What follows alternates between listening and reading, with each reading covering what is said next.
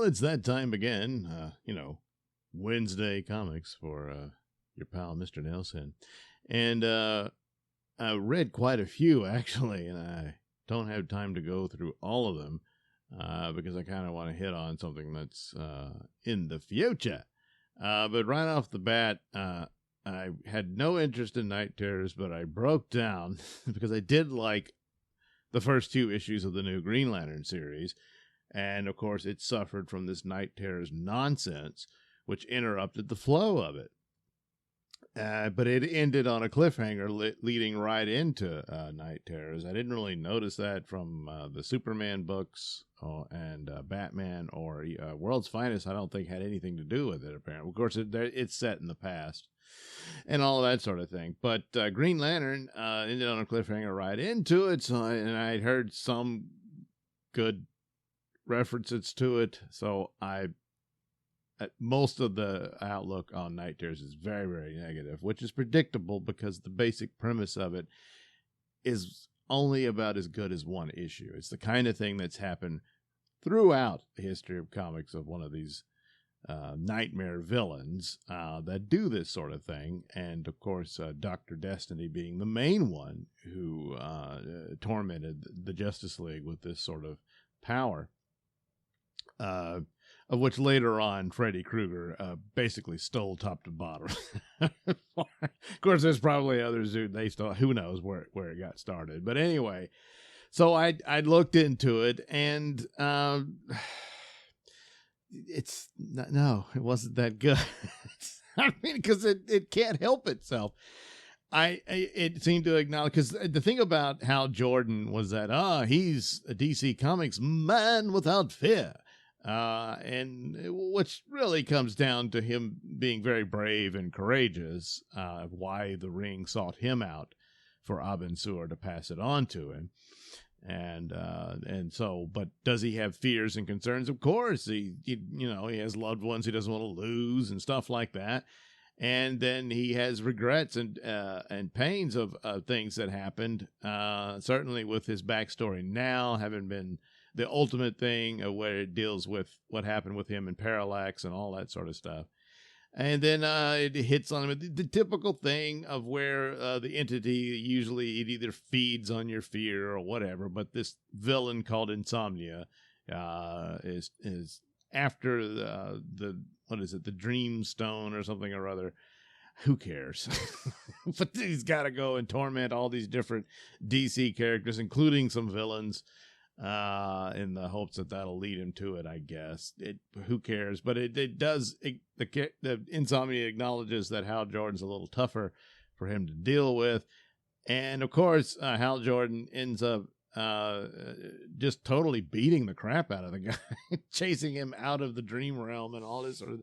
So I guess that's the only upside to it, but and for Hal Jordan, it makes sense because that's the deal with him. He's very hard to scare. And of course, a lot of these things that, it's stuff he wished hadn't happened, but it did, and he's dealt with it. And so that's ultimately the point of it. Did you need to do that in 2 issues? No, but for the purposes of a big crossover event, well, I guess it had to be 2 issues, It's so very stupid. Because, I mean, it's like I recently read Moon Knight, which kind of did the similar premise of, a guy who gets into your mind and makes you live out your worst fears. And it's always the same. So, and if this was the best of the batch, then, Night Terrors is just a colossal waste of time. And it's just like DC can't help itself, but deliberately trip and fall and always aim for that banana peel on the floor, because they've got these new comics that if you just let them breathe, you might have something. But, well, and that's not really the case for Batman lately.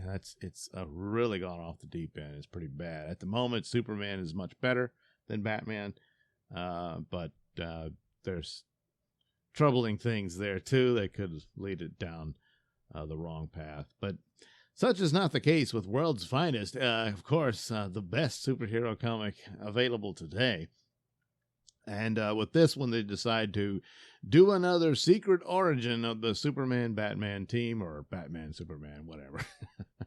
And there's been several of these, and this is its take on it. It's a totally new story. It's not like a redo of previous. And the original one where they met on a cruise ship, which I parodied in my Night Night and Sun King meetup on my audio plays from the Mr Nailsin Show. Yeah, it was a lot of fun. But in here, it involves the Phantom Zone being utilized to do these mysterious disappearances and whatnot. And this brings Batman and Superman together as the first time they've met, and ends on quite the cliffhanger for Batman getting trapped in the Phantom Zone and so on and so forth. So it is interesting, and it's I keep coming back to this, of course, and I think if you would just let this be the established template of DC Comics, scrap everything else, and follow its lead, I think you might have something. And this is a bit of where the telltale signs of it's even more in the past than the rest of the series. Batman doesn't have the yellow oval yet and all that sort of thing. That's his early days. And the same with Superman, whose suit doesn't change that much later, but, So anyway, the spinoff of World's Finest is this miniseries for the Teen Titans, and it's the original Teen Titans. And the first one, it's a retelling of that team, but putting it in the modern era where they're kind of obsessed with social media and wanting to have viral videos and all that sort of stuff. But it was setting up the sort of teenage soap opera stuff that goes on between them and how they butt heads and all that sort of stuff. And then a little romance between Donna, Wonder Girl, and Aqualad and all that. And it's fine. And the next one looks like, and it's funny. Was this their Night Terrors thing? But Night Terrors takes place in the future, so... And one thing, like, all of this should have been in the month of October, for our Halloween stuff, and get it over with very quickly. But here, their Scooby-Doo adventure, they got to go to the haunted house. Well, it's not really haunted. There's this girl who, I guess, is like a mutant, and her mental powers manifest, but she doesn't quite understand how to make it work and everything. And she's kind of in the position of insomnia. She ends up making the Teen Titans. Not intentionally, because she can't figure out how to control it, her power, and she's scared and all that. And they all live out their worst nightmares as a result of this. And but Aqualad's the one who it becomes the big hero here, is able to talk the girl down and all that, and decides he's going to help her, which Donna, there's a scene where Donna seems upset, but it's not about that. It's because her personal nightmare kind of did a number on her, and so I guess they're leaving that open for something else down the road as they go. So it was all right, but it was kind of silly in a lot of ways, and just not that great. Again, none of these are really they have no wokeism in them. So that's still the best part about these. Of course, here there was a scene where there's a character where Robin rather, refers to the pronoun they for this character. And we never really established what the gender is of the character. And that sort of thing. But it's like, wait a minute. How would he know that? He just met them. Yes, them. Dick Grayson's been trained by the greatest detective, so he just knows. But it's a brief thing. This is the friend of the girl. Are they in a relationship or not? It doesn't really matter, I guess. But that's about it. And that's really not a whole lot to say, oh no, they're going back into it. It's this one-shot thing. I rather doubt it. But the girl does have this superpower, so I don't know, maybe she'll return again for something later. I don't know, who knows. But I don't think it has anything to do with Night Terrors, even though she has the exact same power and all of that. But, what have you. Finally, on the independent, once again, Mark Miller, who's is the absolute best overall. And of course, he's someone who should be listened to. The appearance he did on the Thinking Critical channel, and he's exactly right about that's the only getting actual proven veterans of merit and what have you to come in and do a few runs on Marvel and DC Comics and show them how it's done and get it back online. That would be the only thing that could draw readers back in and to rebuild your base of a foundation. Otherwise, forget it. The only other possibility they have is just keep doing reprints, and that's about it, because nobody likes the new stuff. There's very little. There's the minuscule stuff that I mentioned here. It's about it.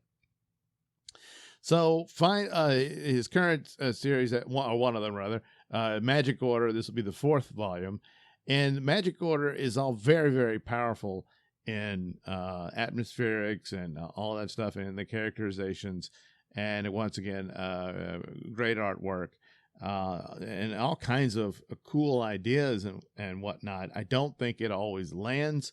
I had a similar problem with the ambassadors. The vignettes within it are pretty strong and good, but the payoff wasn't so great with ambassadors. With Magic Order, it's better than ambassadors in that area. But here, sort of towards the end, where there's this confrontation with Cordelia's brother, who was sacrificed to this other realm, which becomes a pivotal part of the story. I won't spoil it all entirely. But there's this big buildup to it, and then it's just, well, Cordelia's amazing, and it's that. A little late for her boyfriend in that. Now, granted, I thought he got off too easy for the terrible things he had done previously. But I kind of thought, oh, wait, there's a plan here. No. And then she just beats him, So, all right. And then ultimately the reveal, which had already been revealed, but the payoff is the only way it could have gone for the mysterious Uncle Edgar in the series, if you're familiar with that. So, better than I think how Ambassadors concluded, but still some weaknesses there, but still much more entertaining than the usual fare from DC and Marvel and comics overall. So he's the one to follow and look at. He still holds his title, and probably will go down as one of the last great mainstream comic book writers, because the industry just doesn't seem interested in saving itself. So anyway, that's the deal with the comics that I read. Into the future, with the plot that World's Finest introduced with Boy Thunder, and a big reveal of his connection to Kingdom Come means yet another return of Kingdom Come. Now, Kingdom Come, of course, without Alex Ross art, he wouldn't have had much. But the interesting concept at the time, in that it was kind of a reference to the breakout of Image Comics and what it seemingly represented and whatnot, and then the idea of older superheroes having to bring the younger generation, or having to rein them in and teach them a lesson. Some of those elements was really cool, and I kind of wished it had been a much longer series than it was to explore that.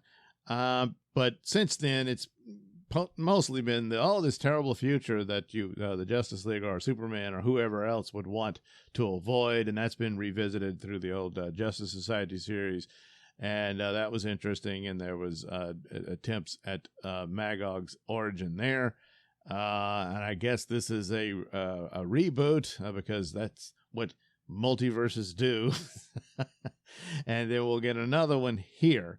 But as it seems to be quite mapped out and interesting, I'm hoping the payoff is satisfying. So my interest is piqued in it, and I do look forward to it. I just hope it's not a letdown. because it was quite an interesting thing, and the relationship between Superman there and Boy Thunder and what it ultimately leads to is a cool take. As for Kingdom Come being being the ultimate outcome or the ultimate fate of the Justice League and what have you, you can never really do that overall. I mean, it's like, oh, the Dark Knight Returns. That's how it ends up. It just gets shuffled off to another alternate reality, you know. And then Kingdom Come was already established in one of the worlds. I forget which one. Was it 22? I don't know. But anyway, the visuals and stuff and Alex Ross's designs and everything were always very cool on what the future for the Justice League could look like. And so looking forward to it. Dan Mora will return. He was not in the Superman Batman origin for World's Finest. It's good art, but it's just not on par with what he's established. And so it'll be interesting to see his take on this. You get a Brian Hitch cover, which would have been really cool. Nothing against Dan Mora, but his realism is closer to the aesthetic of Alex Ross than Dan Mora.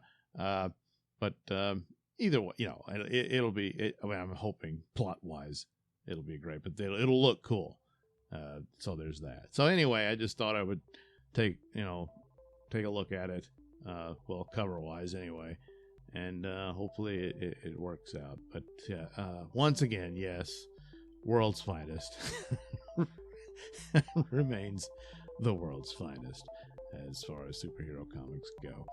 All right, thanks for spending some time with me, and hopefully we'll do it again next Wednesday for some more comic books read by yours truly, Mr. Nailsin.